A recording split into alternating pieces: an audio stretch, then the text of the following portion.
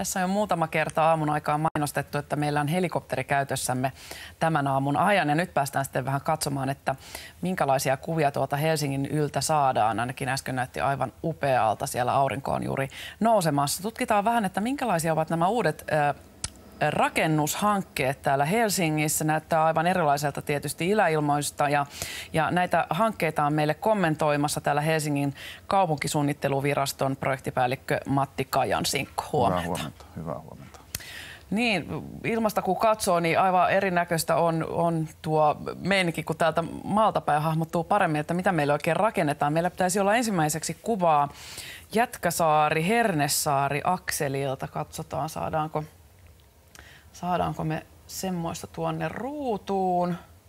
No niin, siellä sitä näkyy. Jätkäsaaressahan järjestettiin kesällä ikimuistoinen tapahtuma. Madonna keräsi 85 000 katsojaa. Onko tarkoitus vielä jotain samanlaista sinne järjestää? Ei, nyt ruvetaan rakentamaan. Eli Vuosaaren satama valmistui viime vuoden marraskuussa ja se on nyt ihan tyhjä kenttä. Että sehän on ollut täynnä kontteja tähän asti. Ja Jätkäsaari. Ja nyt se on tyhjä ja rakentaminen on alkanut. Että voi sanoa, että sisääntulot Jätkäsaareen on rakenteilla. Eli Ruoholahden kanava yli on rakenteella Kruselin silta ja siellä Mekeliinikadun liittymässä Länsilinkin nimellä kulkeva siltaratkaisu, jolloin kevyt liikenne kulkee Mekeliinikadun alikeskustaan ja autoliikenne vetää sillä tavalla siinä paremmin ja yksi risteys nykyiseen verrattuna saadaan pois.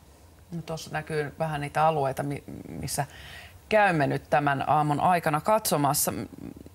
Minkälaisia rakennuksia tai asuntoja, asuinaluetta, minkälaista sinne Jätkäsaareen suunnitellaan? No näähän on siitä sekä Kalasatama, Jätkäsaari että Kruununvarranta, jota tuossa kartassa nyt näkyy, niin ne on kaikki sillä tavalla erikoisia paikkoja, että ne on tosi lähellä keskustaa. Et kun ajatellaan, että Helsinkiä on 100 vuotta rakennettu yhä vaan kauemmas ja kauemmas, voi sanoa, että jopa 30 kilometrin päässä kaupunki on rakenteilla jollain tavalla, jos ajatellaan tätä koko seutua, niin nyt meillä onkin näin monta aluetta aivan kaupungin ytimessä lähtemässä käyntiin vielä yhtä aikaa, niin onhan tämä hyvin ainutlaatuinen. Ja kaikki veden äärellä? Kaikki veden äärellä ja toki kun ne on niin lähellä keskustaa, niin ne rakennetaan myös aika tiiviisti ja kaupunkimaisesti. No, onko tässä huomioitu sitten tässä suunnittelussa yhtään sitä mahdollisuutta, että merenpinta saattaa nousta? Kyllä on huomioitu ja meidän lähtökohdissa on se, että jos meri nousee metrin 100 vuodessa, maa nousee samassa ajassa noin 30 senttiä, jolloin se erotus on 70 senttiä.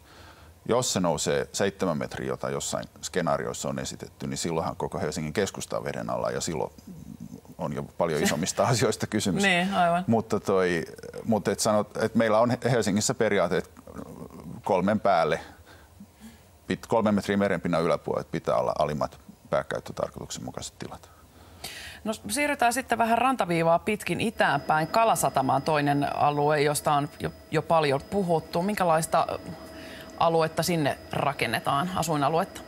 No, se on oikeastaan Jätkäsaaren kanssa sillä tavalla täysin rinnasteinen, että se on vanha satama-alue, pääosin täyttömaata niin kuin Jätkäsaarikin, hyvin tasasta ja sekin on hyvin lähellä keskustaa. Siinä on lähellä metroasemaa, Kalasatamaan on jo valmistunut metroasema ennen mitään muuta nyt uudisrakentamista, ja kun taas Jätkäsaari-Ruoholahden metroasema tulee olemaan hyvin tärkeä. Ja Kalasatamassa se rakentaminen alkaa siitä aivan metroaseman ympäriltä lähinnä eteläpuolelta ja sekin tehdään kaupunkikortteleina. Tuleeko mahdollisesti tämmöisiä kelluvia asuntoja? No niitä sinne on myös kaavailtu ja niitä nyt etsitään, että löytyisikö operaattoreita, jotka niitä lähtisivät toteuttaa sinne. Nämä on kaikki, voi sanoa, että kun suomalaisessa kerrostalorakentamisessa meillä on niin kuin pistetalo, jossa on porrashuone ja tornimainen ratkaisu ja sitten on lamelitalo ja ne on melkein kaikki ratkaisut on siinä. Sitten on rivitalo ja omakotitalo, niin nyt näillä kaikilla alueilla etsitään tämmöisiä uudenlaisiakin asumisratkaisuja. Yksi on kelluva ja yksi on tämmöinen townhouse, jossa on niin kuin tavallaan kiinni rakennettu omakotitalo tai paritalo tai miksi sitä. Mutta halutaan kutsuukin ja semmoisia, meillä on nyt useampiakin selvityksiä ja kilpailuja tulossa näistä. No mitä siellä ilmeisesti Kalasatamassa haasteena on se, että maaperää pitää puhdistaa aika paljonkin? Ne on hyvin suurelta osin täyttömaita ja täytöt on sekalaisia, mutta näitähän tutkitaan kokonaistaloudellisesti ja kun näin keskeisellä paikalla tonttimaata on, niin kyllä se hyöty on suurempi kuin haitta, vaikka kustannuksia niistä syntyykin. Mutta jos puhtaaksi saadaan. Kyllä puhtaaksi saadaan. Ja osittain voi sanoa, että jos on saastuneita maita, niin ne viedään aina pois, mutta sitten on tämmöinen pilaantunut maa-termi, joka tarkoittaa, että esimerkiksi sinne on jotain epäpuhtauksia jäänyt sataman jäljiltä, autoista tippunut öljyä ja muuta, niin niitä sijoitetaan sitten sinne useimmiten puistojen alle ja eristetään ne ja se on kaikkein ekologisin ratkaisu. No siirrytään eteenpäin Kalasatamasta. Tuossa ehkä osaat tulkita minulle, että missä tuo kopteri tällä hetkellä lentelee? Nyt se näyttää Vuosaarelta, että tämä näyttää Aurinkolahdelta. Eli tämähän on näitä aluerakentamiskohteita, jotka 90-luvulla pääasiassa rakennettiin. Toki siellä on vielä rakentaminen osittain kesken vieläkin. Kuinka hyvin se on mielestäsi onnistunut tämä Aurinkolahti? No voisi sanoa, että se onnistui paljon paremmin kuin varmaan kukaan osasi ennakoidakaan. Eikä siis se on tuolla meren rannalla aivan loistavat näköalat edessä ja sinne muutti sanotaan aivan erilainen väestö oikeastaan kuin ennakoitiin. Että siellä on hyvin paljon tätä 55 plus pariskuntaa, jotka luopuvat ehkä omakotitalosta tai isosta rivitalosta ja muuttivat kerrostalon merenrannan äärelle. Ja se on selvästi kasvava ilmiö myös muissa Helsingin näissä uudissa alueissa. No käydään vielä Kruunuvuoren rannassa Laajasalossa. Siellä isot öljysäiliöt ovat pitkään aiheuttaneet maisemahaittaa, jos näin voidaan sanoa. Ne ovat nyt poistumassa ja nyt ilmeisesti sitten sielläkin rakennetaan asuinrakennuksia. Siellä vuokrasopimukset päättyy 2010 eli ensi vuonna ja voi sanoa, että se on siitä erilainen paikka kuin nämä kaksi. Toki se on siellä meren toisella puolella, että sillä ei ole niin suoraa maayhteyttä Helsinkiin, mutta se, että siellä on alkuperäinen topografia aika monessa paikassa vielä käytettävissä. Eli se ei ole sillä tavalla täyttömaata ja siellä on huomattavan komeita kallioita. Ilmeisesti on puhuttu siitä, että silta tai tunneli voitaisiin rakentaa. Siltaa ollaan suunnittelemassa ja se suunnittelu etenee sillä tavalla, että tänä vuonna vielä julistetaan kansainvälinen suunnittelukilpailu sen sillan rakentamiseksi. No, tosiaan kaikki nämä uudet alueet ovat veden äärellä. Näin perinteisesti ajatellaan, että jos veden äärelle pääsee asumaan, niin se ei ihan halpaa voi olla. Miten on? Minkälaista hintatasoa nämä uudet alueet tulevat olemaan? Hinnoista ihan tarkkaan. Nehän on monessa tapauksessa aika markkinaehtoisiakin, mutta lähtökohta kaupungilla on ollut, että tämä asunto-ohjelman jakauma toteutetaan kaikilla näillä alueilla, eli 20% on sosiaalisesti tuettua vuokratuotantoa ja 40% vapaarahoitteista ja 40% sitä väliltä tämmöistä keskiluokan asumista.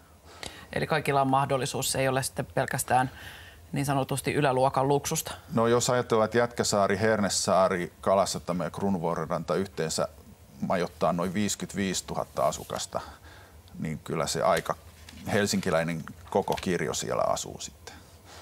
No, mitä mieltä olet? Riittääkö tämä vai tarvitaanko vielä kovastikin uusia alueita Helsingistä, jotta saadaan koko väestölle asuntoja? Helsinki kasvaa aika vauhdilla nyt, että nyt ihan muutamassa vuodessa on tullut 18 000 asukasta lisää, että saa nähdä. Näitä on aika vaikea ennustaa, että tuossa 2000-luvun alussa oli jopa miinusvuosia, että Helsingin väkiluku väheni, mutta nyt on selvästi kasvu kiihtynyt. Ja poliitikot päättävät sitten, että minkä kokoista ja näköistä rakennetaan? No sanotaan, että tämmöisessä hyvässä vuorovaikutuksessahan me tätä tehdään. Ehkä me virkamiehet valmistellaan näitä esityksiä ja prosessin aikana sekä kaupunkilaisilta että poliitikoilta sitten kommentteja pyydetään ja viedään asioita eteenpäin.